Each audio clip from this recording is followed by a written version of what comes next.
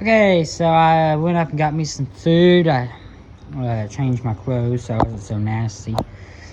And we're back on this machine about 45 minutes to an hour later. So basic maintenance, grease it, because I'm not gonna video. This video is already gonna be stupid long. It may end up becoming 2 parts, I don't know. Grease it, and then oil and fuel filter change, and I think I told you hydraulic. We don't have a hydraulic filter. That is gonna be coming shortly. So that right there, oil filter. That's gotta come off. So once that comes off, I mean, after that, it's basic fluid. I mean, nothing to it. So that's what we're doing next, and I gotta power wash the radiator, power wash the motor. I don't want to do that because, you know, it's dust. So that'll turn straight to mud. And I'm working on plywood, and I don't want to be laying in plywood covered mud. Get that oil pressure switch out of there because it's leaking. Oil pressure sensor. It's leaking. Change the filter. I like to pre-fill my filters, but I can't on this one. I'm gonna do that, and so you can watch me as I make a gargantuous sized mess, because that is exactly what I'm gonna do, because that's exactly the way this is gonna work out. So oh no, this one ain't gonna be big. This one's gonna be too wrong size. I know another one is. I'll be back. Okay, so I got the oil filter wrench finally, because that one was wrong size. And so I got it cracked loose. It's gonna make a huge mess because it always does. So there it is. Nice good black diesel oil. It ain't milky or anything. I don't see metal or anything that looks concerning to me. So it looks fine. Yeah, it's diesel oil. So I empty that into my drain. And then I gotta get under the machine and I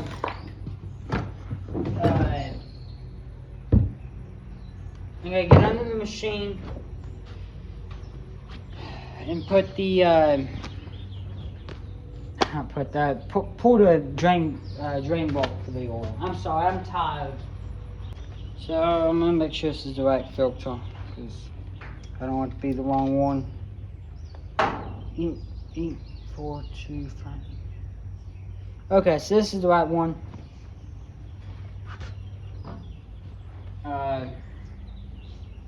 Yeah. Just pop the little plastic off of it. It's halfway ripped as it is anyway. It's just kind of threw me off because one was black and this one's white. So I mean, is it alright? Is it the same filter? But it is. They're both CNH industrial filters, or pretty much Case IH, because they're all together now. I like AGCO. So I can't pre-fill this. I like to pre-fill my filters, but you can't on this one. So tighten it on down, and please don't be the person that like tightens them down till you can't get them back off, because that's horrible. So just about hand tight, like you don't just as it gets tight, you gotta crank it down. Unless it's leaking, then you crank it down. Like, see that right there? That's all you need. That's all you need. So that's on. That's changed. Obviously, we're not running the machine. It's not like we're going to crank it back up, so it's okay to do the filter first. And yeah, that positive cable's a little, that round cable's a little sharp. I guess I'll put some tape around that. Yeah. I've never seen this before. This electrical tape, it's so old, just literally just falling apart. That's electrical tape where someone taped it up at one point, but it's like slimy now. It's like a GM steering wheel. It's an old square body, old, one of them old GM steering wheels, like all slimy. And before I get disgusting, because if you can't tell, I'm kind of dreading going under the machine. I'm gonna do that oil sensor. It shouldn't be that hard, and it shouldn't be that hard to get it out of there. I hope it's not metric, but if it is, I got metric stuff. Metric's a pain in the butt, and I gotta get it all out. I don't think it is, and it should not. It shouldn't be metric, but I'm not saying it isn't, because you know things are made in China now, not United States. So gotta love your Chinese, and we just replaced this dang thing. It's leaking, so gotta get I think it's like a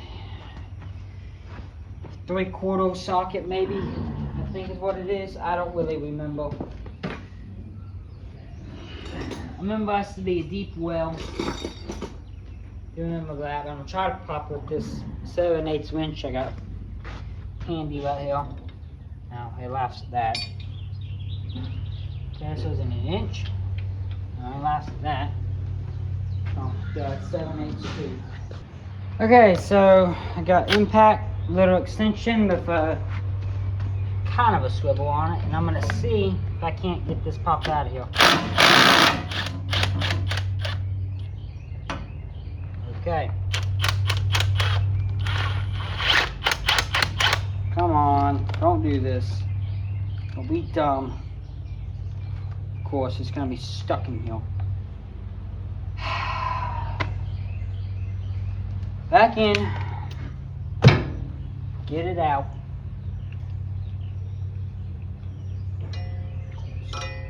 You want to be dumb. There we go. Alright, got it out. That's all it is, real simple. I'll be right back with the new one. So that's your sensor right there. Comes in this little mesh thing. Don't ask me why, but it does. And if you want to get parts at a good price for New Holland, I think IH, a couple other manufacturers, machineries, there's a place called Messick. So you gotta call up there. Ain't got a very good website, if I'm not mistaken. And I could be wrong, so don't take what I'm saying like exactly what I'm saying. But I don't think they have like a parts diagrams and stuff. But just call up there, and they can get you about any part that you need for one of these machines. So really nice deal with them to deal with, and they do it at a fraction of the price. So I would definitely recommend checking them out if you need parts for a New Holland or whatever. So until we get all of our parts and filters and stuff like that, I think they do like it's all like C&H Industrial Machines, which is like a New Holland and Case, IH, and I think they carry a couple other like stuff, but that's like farm equipment. That's what I know. That's what we deal with, is that right there. I think they carry some Ford stuff maybe. Don't quote me on that, but I'm pretty certain.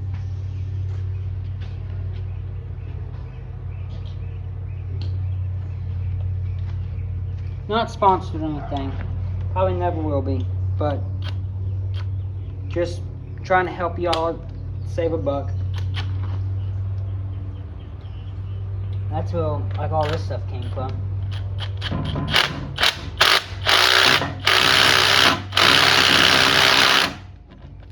Alright. What's the torque spec? I don't know. What I do know is it's tight. And if it's tight, it'll be alright. So, as long as it ain't leaking like that other one was. But, so now I have oil pressure sensor that's not, leaking oil and losing oil pressure. But,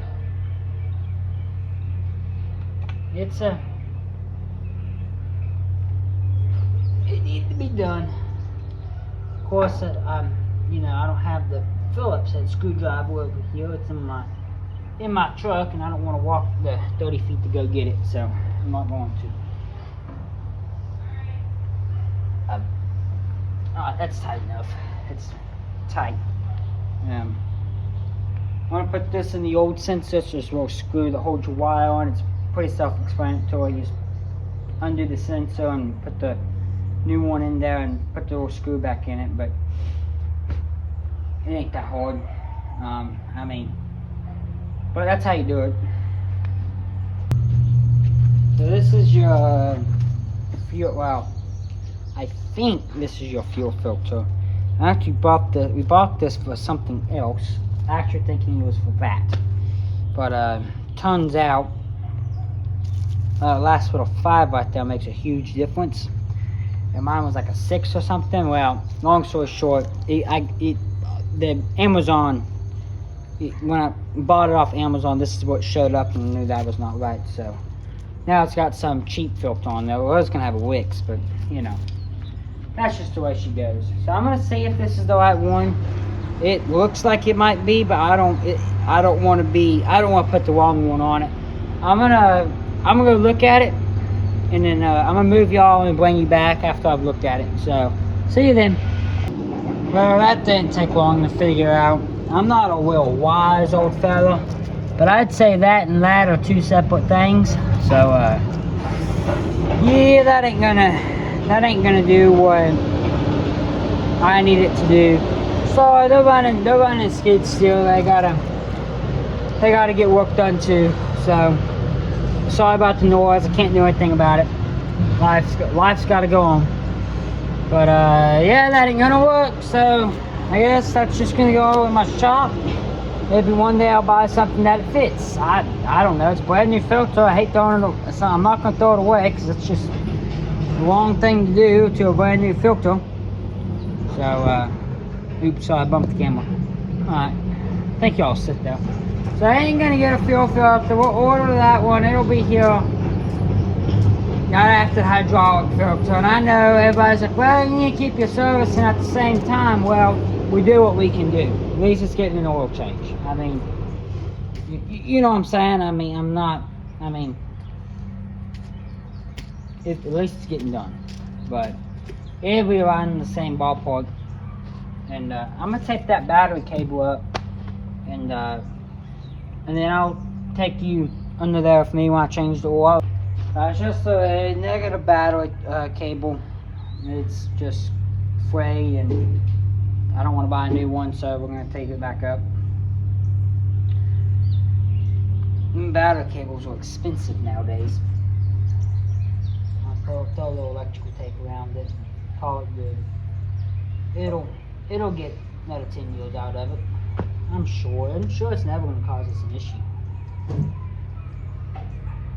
Definitely. Never an issue. Why don't you just ground it right beside the battery to the freaking frame of the machine and not run it all the way over? Whatever. Yeah, that ain't the hot, because the hot goes through the starter. And see where it goes.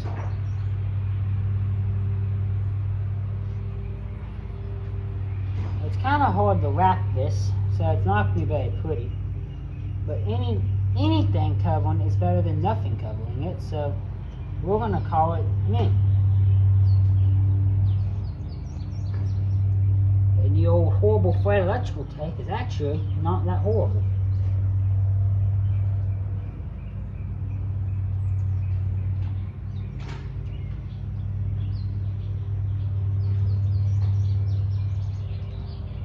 Oh, come on.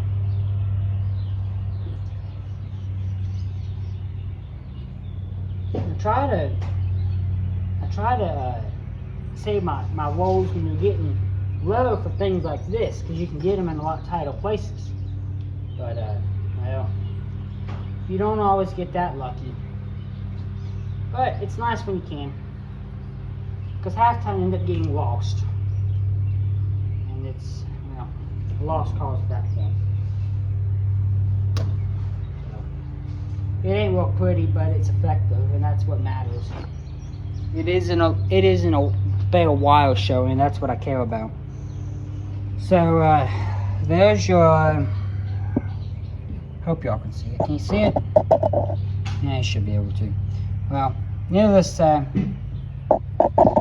there's your cable, and you should be able to see it. I think you can. Yeah. Okay, so we are under the skid steer. We gotta take this pan off, this part of the skid plate off right here. Belly pan, whatever you call it. And I ain't got enough room to set the camera up.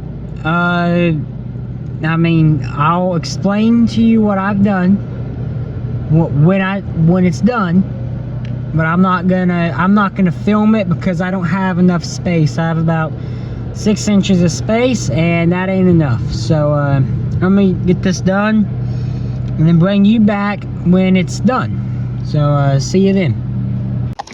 Okay, fellas, so I on the skid steer video, there was a spot on it that well, needless to say, I forgot to turn the camera back on. If I'm not mistaken, it's been a minute since I've actually looked at the video. It was right around the time of doing, it was right at, I think I just put the oil in it and tighten the fan shroud. I put oil in it, tighten the fan shroud back down, and I don't think I had the radiator on. I did not show putting the radiator in it at all because the camera died. But I put 1540, you know, standard diesel oil in there. It's what we've always ran in it. What else? I mean, tighten up the bolts on the fan shroud, put the little bottom bracket back in. It's pretty self-explanatory. But, needless to say, I'm sorry that I forgot to turn the camera back on. And, thank you for watching the video. And, keep on watching it. And, see ya. Alright, we're wrapping this up. Put fuel filler neck back on. It's got, I'm waiting on oil to get back from town. Daddy's picking me up some oil to put in the machine, and I'm about to put that back on. You saw how it came off. Just retrace your steps. It's easy. Just put the filler neck on, clamp it down. It's done. And then I'm gonna flush the radiator, which I'll cover, and then I'm gonna power wash out the hydraulic cooler, and I'll cover that. And once that's done, I'll dump oil on it, crank the machine up the cooling system, which I'm not going to show because it's about dark, believe it or not. I got started on this around 1 o'clock. It's about 6:15, 6:30 right now. It'll be dark in an hour or two, but or 3. But nevertheless, it's getting dark. Alright, let me get this done. I'll bring you back once this is done.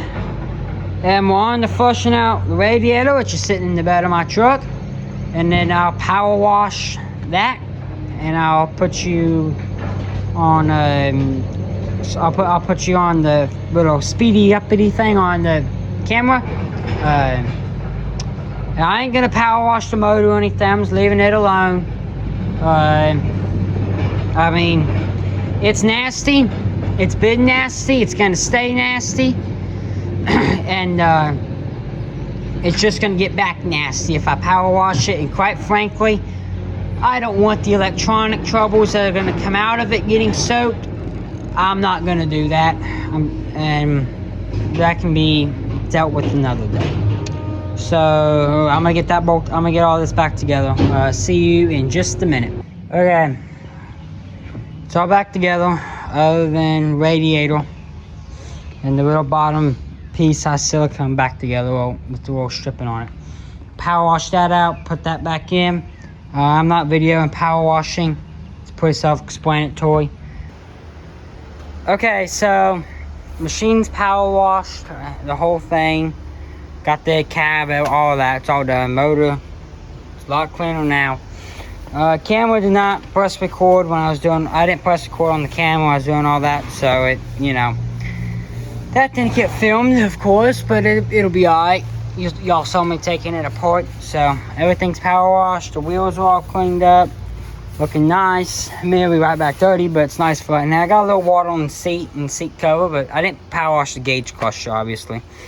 But yeah, so this is it now, and I'm happy with it. Turned out good. Mom and Daddy will get back to using it, and it's back up to par. See you on the next one.